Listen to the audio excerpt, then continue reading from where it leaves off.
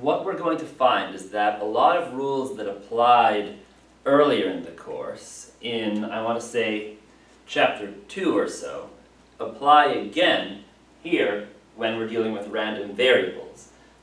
This makes sense because the normal curve was a distribution, and these are also, I mean, distributions are very often very closely related to random variables in a way that I am struggling with vocabulary. A distribution, basically a random variable is when you pick someone from a distribution, the possible results, and how often each one of those occurs. So let's take the lottery ticket, for example. You can look at the distribution of possible results from a lottery ticket, or you can reword it and say that the purchasing of a lottery ticket is the value you get from a lottery ticket is a random variable. There's all sorts of possible results.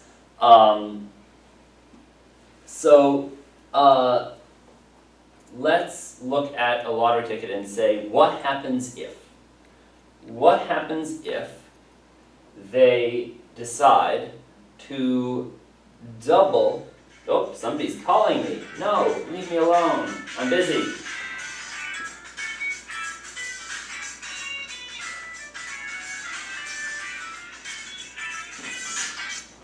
Go away. I'll talk to them later. What happens if you buy a lottery ticket, but they have just raised the price of the lottery ticket by $1? In other words, the entire distribution, or the entire random variable, is moved over a bit. What happens if now, instead of losing $2 if you don't win anything, you lose $3 because they raised the price to $3? What happens if instead of winning $18 if you win 20 but paid 2 for it, now you have to pay 3 for it, so you make $1 less? What happens if all the possible results there were all fell by $1? How would that affect expected value, variance, and standard deviation? And when we transform distributions, same thing applies here. Would the expected value fall? Yeah, you'd expect to get $1 less. So the expected value, if you removed $1 from everything, the expected value would fall to negative 2.6161. Variance and standard deviation. I'll remind you, variance is just the square of standard deviation. It stands for how much variability, noise there is, like variation there is in a situation. How would those be affected? Well, the distance from all those various results from each other would not have changed, so the variance and standard deviation will stay the same if you add $1 to the price. In other words, reduce the winnings of each possible result by $1. What happens if they decided to double the price of the ticket? Well, that would make it go down $2. But what if they also doubled all the results of the winnings? So they decide, well, inflation, money isn't what it used to be, so now we'll charge $4, but the prices will rise. Instead of winning $20, you'll win $40. Instead of winning $100,000, you'll win $200,000. How would that affect things? Well, first of all, the expected value, your expected results would all double, so the average of all those expected results would also double.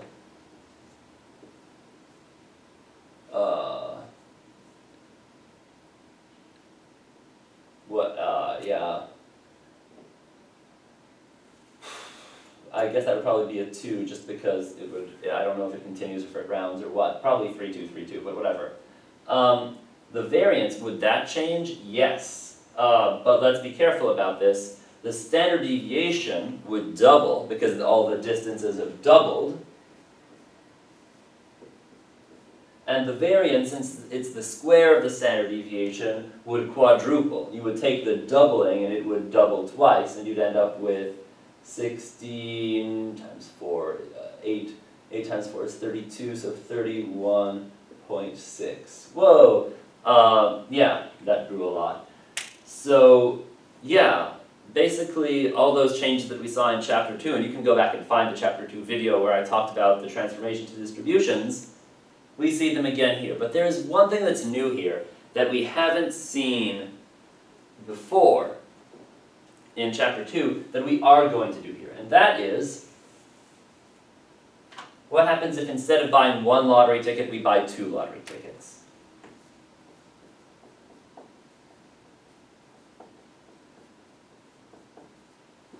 Now let me just make sure that the screen can see everything that I'm doing. It can, good, how marvelous. So what happens if we don't buy, okay, so there's a lottery ticket, we could buy one of them and we figured out the average result and the standard deviation and the variance.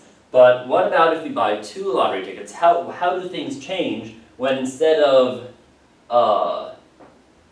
that we have, I want to know the expected value of what happens when we add 2 random variables together. In other words, the expected value of x plus x, I don't know, I'm going to get the notation wrong, geez. Let me just check it in the book.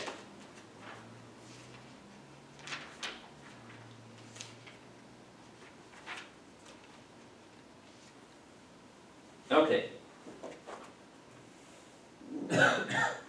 Let's say that I'm going to call buying 2 lottery tickets, I'm going to call that event t. Buying 1 lottery ticket will be called x, and buying 2 lottery tickets will be called t, which is an x and another x, but I'm going to call it x and y. Well, let's think about what the results of buying 2 lottery tickets would be like. Well, if on average you lose $1.62 per lottery ticket, if you bought 2 lottery tickets, yeah, that would double to loss of 3.232, 3 I assume. How would the variance and standard deviation be affected? Well, the variance, the amount of randomness in the situation of buying 2 lottery tickets would also double.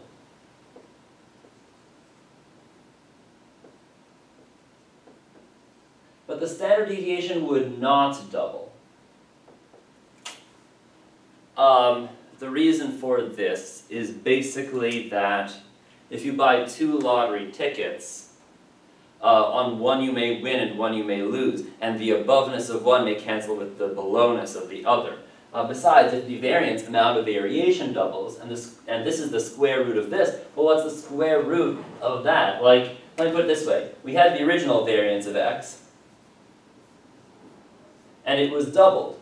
So what happens when you square root that? You don't get variance of x, you don't get the square root of variance times 2, you get the square root of variance times square root of 2. So it's square root of 2 times larger than this. Whatever that happens to be.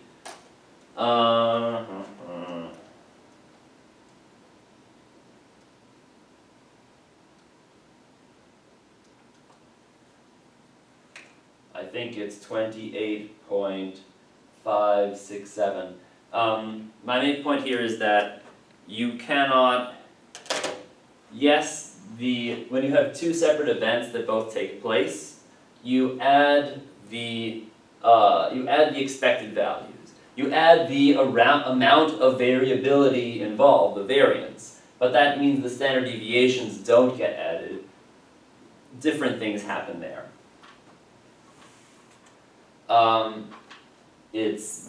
Root 2 isn't a constant rule either, as I'll show you in a second. Let's say, on the other hand, that I buy a lottery ticket and you buy a lottery ticket, and what I want to know is, how much do I expect that I will be richer than you after this event? In other words, I want to find the expected difference between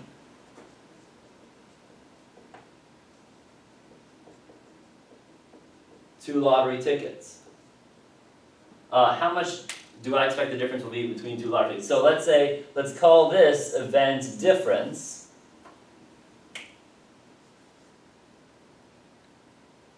Which is made out of x minus y. My ticket minus your ticket. how much better do I think I will be off than you after we each buy a lottery ticket, assuming that we have equal wealth to begin with? Well, I expect you will lose $1.61. I expect I will lose $1.61. So the expected result would be what you would get if you subtract the two expected results. I expect that the difference between my winnings and your winnings will be 0, because you're expected to win the same amount I'm expected to win. But when we get to variance and standard deviation, it gets trickier, because variance stands for the amount of variability in the situation.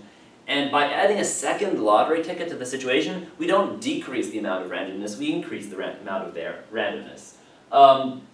Basically, that is not going to shrink because we've subtracted one lottery ticket from another. There's more possibilities. Let me put it this way. At first, if you won $100,000 or whatever, it would be like, hey, I won $100,000. But what if you won $100,000 and I lost $2? More difference is possible than it was before. And yeah, that's not particularly likely, but your winning the lottery in the first place wasn't particularly likely. If you were to win the lottery in the first place, now we'd be $2 more apart because I'd probably lose anyway. The variance doesn't shrink. Even though we're subtracting the two variables, the amount of noise just grows. So the variance of D would be also double that. We've added just the same amount of randomness twice. And the standard deviation, again, would have grown. We would expect the difference between two people to rise rather than fall, because that's how it goes when you combine random variables like that. It doesn't make there be less noise and randomness. The amount of noise and randomness just grows when you combine multiple random variables. And this math that I've shown here applies only in a specific situation, when the two events are independent of each other. In other words, we are assuming that my lottery ticket has nothing to do with your lottery ticket. As in, I'm not avoiding certain numbers because you picked them, I'm not picking certain numbers because you avoided them, or if it's a scratch ticket, we assume that each scratch ticket was bought separately in a separate location or something like that, where if one was a losing ticket, it wouldn't make the next one more likely to be a winning ticket because like each roll was made with this many of each. They don't do that.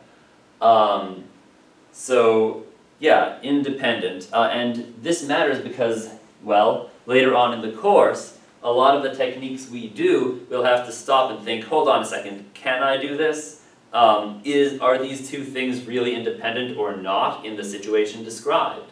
To give you an example, from the last chapter, in class, someone asked,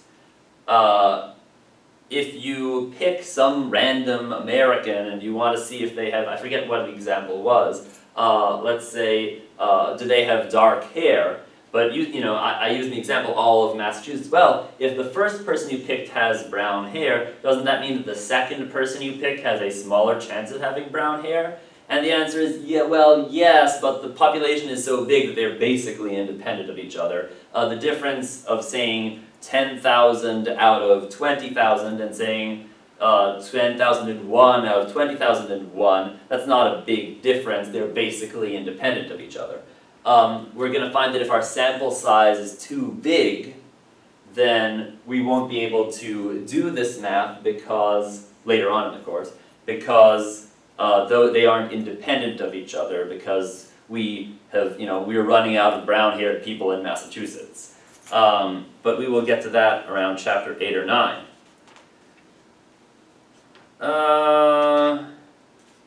Yes, I'll record another separate video.